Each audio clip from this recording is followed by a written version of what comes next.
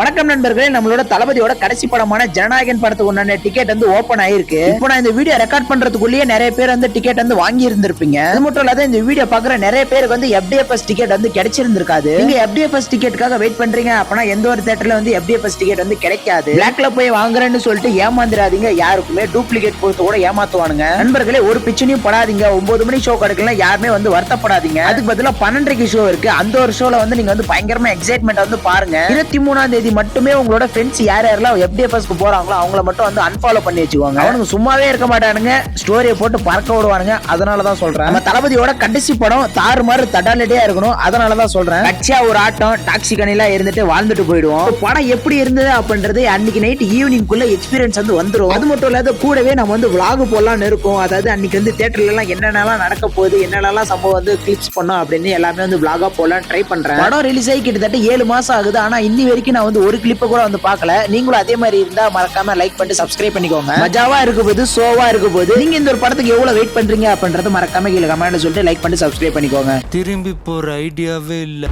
ஐ ஆம் கமிங்.